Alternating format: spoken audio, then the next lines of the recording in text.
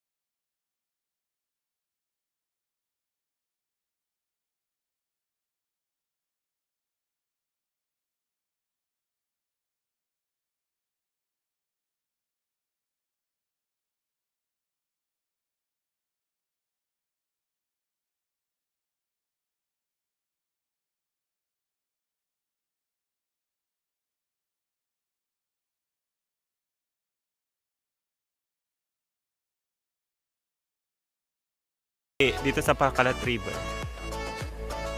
Guys, ngayon paakyat kami ng bundok. Yun, doon po kami naligo sa bandaron. Yun. Nasaan yung tulay? Nawawala yung tulay. Ayun, yun yung tulay. Yan. Ay, hindi ko maituro. Saan ba? Yun yung tulay. Doon kami galing kanina. Pero ngayon, tapos na kaming maligo, akyat naman kami dito sa tuktok nung apat na poste ba yun? Doon po binuo ang apat na brilyante ng Encantadia.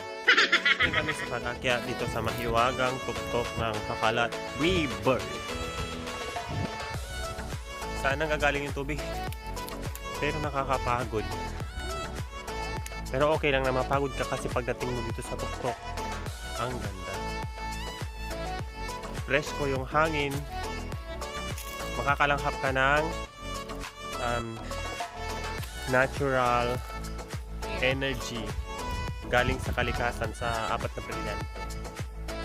Kung kailangan nyo po ng pure negative ion, dito nyo po yun makukuha. Dito po sa tuktok ng Pacalat River. Hanapin nyo lang po yung apat na puting poste. Ang pagtawag dyan, basta puting poste, automatic na yun.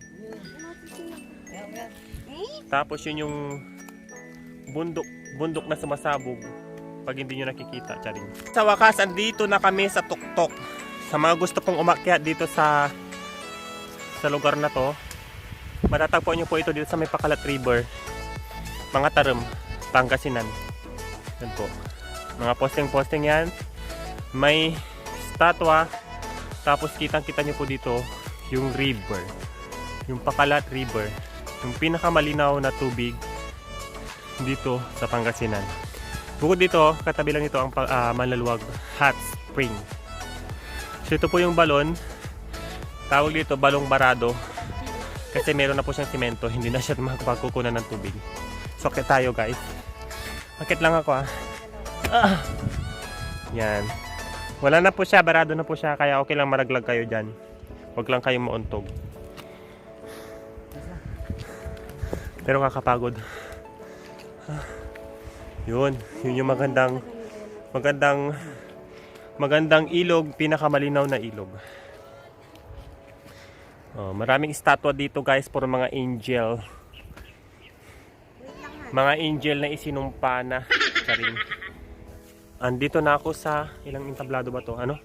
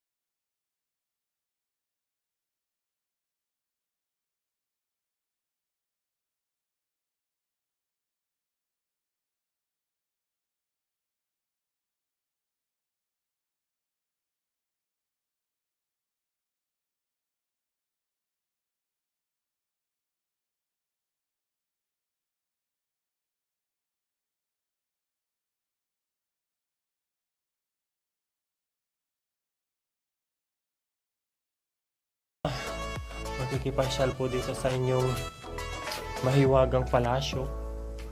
So yun guys, ito po yung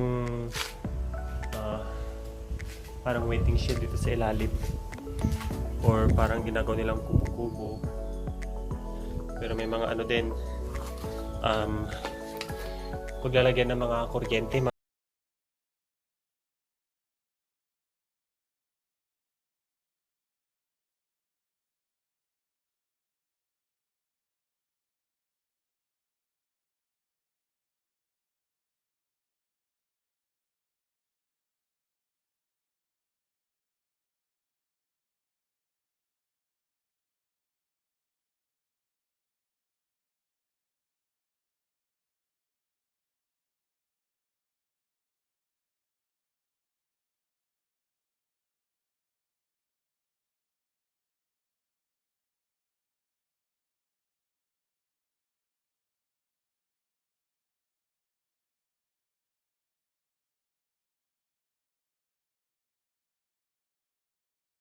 Dito sa Mangatarem, sa Pacalat. Pacalat. Pacalat River. Oh yes, andito ko sa taas. Ang taas-taas ng bundok nito.